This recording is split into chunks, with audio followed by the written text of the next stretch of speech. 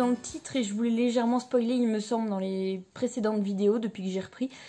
Et ben c'est pour cette première vidéo, c'est le cheminement de l'achat d'une maison.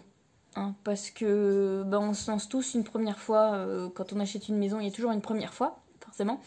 Et quand on n'a pas fait ou quand on n'a pas l'habitude, qu'on ne travaille pas là-dedans, forcément on ne sait pas à quoi s'attendre.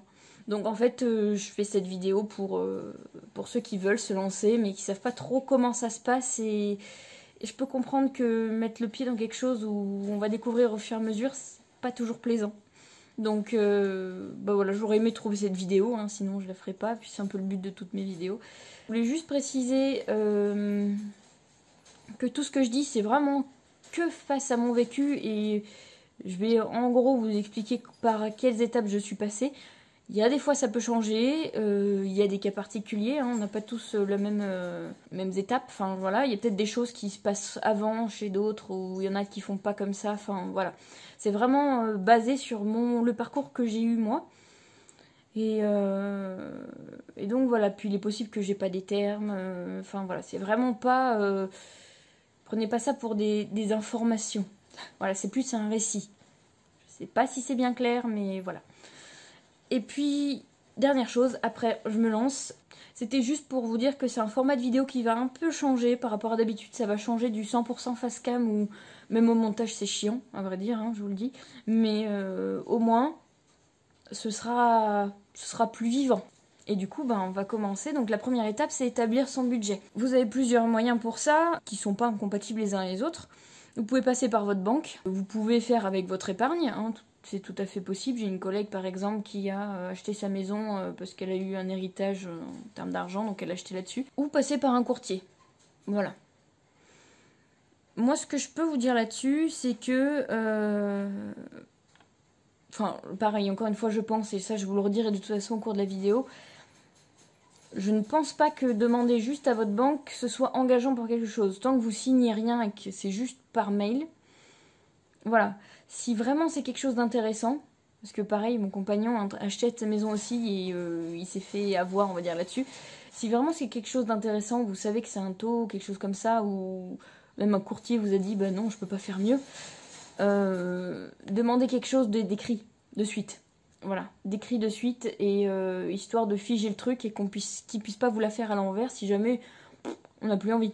Voilà. Ou si une nouvelle crise est passée par là, enfin voilà, en ce moment on est un peu sûr de rien. Pour l'épargne, vaut mieux se la garder de côté, la garder plus en tant qu'apport, voilà, parce que c'est quand même important l'apport, hein, ça vous ouvrira beaucoup plus de portes que si vous n'en avez pas. Puis pour éventuellement s'il y a des travaux ou si vous voulez prévoir des travaux, et les imprévus, hein, parce que ça il y en a toujours. Et ensuite, ouais, pour moi le courtier, je suis passée par là, par un courtier, et c'est trop bien.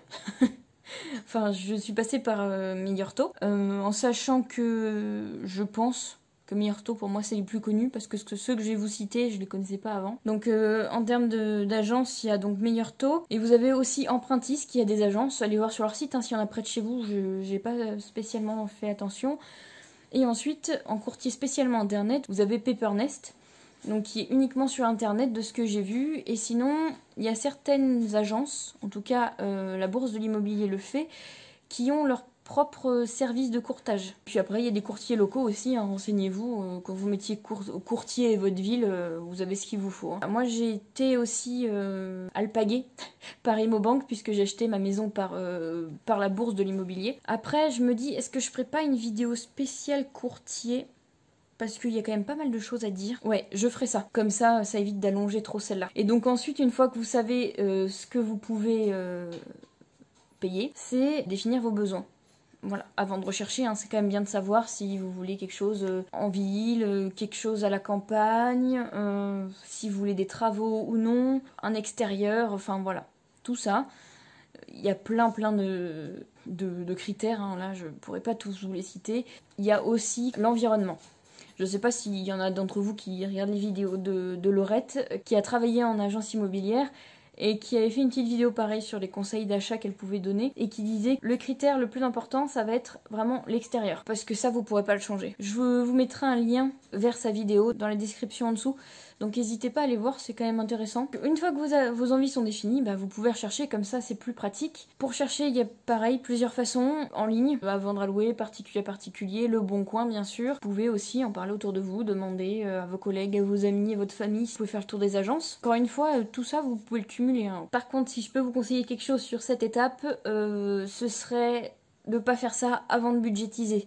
Si ça peut vous éviter de vous donner l'eau à la bouche pour des choses dont vous n'avez pas le budget, ce serait dommage. Une fois que vous avez trouvé votre bien qui correspond à tous vos critères, ou en tout cas un maximum de vos critères, ça va être de négocier en premier. Je pense que plusieurs personnes vous le diront et tout se négocie. Même si c'est une maison ou quelque chose, vous voulez sans travaux ou quoi que ce soit, ça, ils sont pas censés le savoir. Par exemple, pour négocier, si vous n'êtes pas sûr quoi, c'est assez simple en général, il y a toujours quelque chose à faire. Un peu de réorganisation dans le jardin, un coup de peinture par-ci, des traces sur le sol, enfin n'importe quoi, il y a toujours quelque chose. Donc ma façon de voir les choses, encore une fois, ça m'est propre uniquement. Il faut savoir estimer le prix du bien en parfait état. Rien à refaire, zéro travaux. Ça va vous permettre de voir éventuellement les travaux, les choses à faire dans la maison, l'appartement. Et ensuite, une fois que vous avez un peu budgétisé ça, ben vous le déduisez à ce prix de la maison parfaite. Et vous avez un prix à négocier. En termes de négociation, donc une fois que la négociation est faite, si vous avez prévu des travaux dans votre crédit, il vous faudra de toute façon des devis. Sinon, la banque pourra pas faire de simulation ou le courtier pourra pas dire elle a besoin de 20 000 € de travaux, voici les preuves des 20 000 € de travaux. N'hésitez pas à demander parce qu'évidemment tout n'est pas pris en compte, c'est vraiment en gros que du consommable. Vous pourrez pas demander à vous faire avoir le budget travaux sur tout ce qui est outillage par exemple. Par rapport au prêt à taux zéro, si vous êtes primo-accédant, vous avez probablement droit au prêt à taux zéro. Pareil, renseignez-vous, puis la banque ou le courtier vous le diront dans tous les cas. Le prêt à taux zéro, c'est pour les travaux. Donc si vous êtes éligible, renseignez-vous. Moi je voulais juste vous préciser parce que des fois on ne vous le dit pas. Le prêt à taux zéro, donc ça vous engage alors soit à garder comme résidence principale pendant 6 ans, mais en tout cas, dans tous les cas, vous ne pouvez pas louer votre bien pendant 6 ans. Donc si vous avez d'autres projets en tête, pensez-y. Vous pouvez le refuser, bien sûr. Il y a des aides aussi qui vous engagent pareil, sur le même type que le prêt à taux zéro sur plusieurs années, je crois que c'est 6 ans pareil. Et donc ensuite, une fois que vous avez choisi votre bien, vous pouvez signer le compromis de vente. C'est le premier truc engageant. Un compromis de vente, vous avez 10 jours pour l'annuler sans aucune raison. Après ces 10 jours, il faut que ça respecte certaines clauses qui sont dedans. À l'intérieur, vous allez avoir toutes les informations sur le vendeur et vous.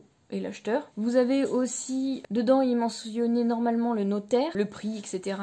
Et vous avez la date à laquelle vous devez donner l'offre de prêt et la date où au plus tard vous signez chez le notaire, c'est-à-dire où vous devenez propriétaire. Donc une fois que c'est signé, vous pouvez toujours être en cours d'établissement de devis, ça il n'y a pas de souci. Prochaine étape, et c'est parti pour le premier rendez-vous en banque, pour remplir votre dossier ou le créer, et le banquier envoie à l'édition l'offre de prêt. Ça redescend en général au bout de 15 jours. Une fois que c'est redescendu, vous êtes mis au courant, vous avez 11 jours, 10 ou 11 jours pour juste le lire, et ensuite seulement vous pourrez le signer. Et une fois que vous avez la date du rendez-vous chez le notaire, c'est la signature, c'est la récupération des clés, et c'est à partir de ce moment-là que vous êtes propriétaire. En gros, ce que je veux vous dire, quand vous avez la date de la signature chez le notaire, contactez ou prenez rendez-vous à votre banque pour qu'elle vous fasse, c'est déjà la fin de la vidéo, et que la prochaine sur l'achat de maison, ce sera soit celle avec les courtiers, où je vais me la garder de côté, soit celle où je vous fais un house tour. Et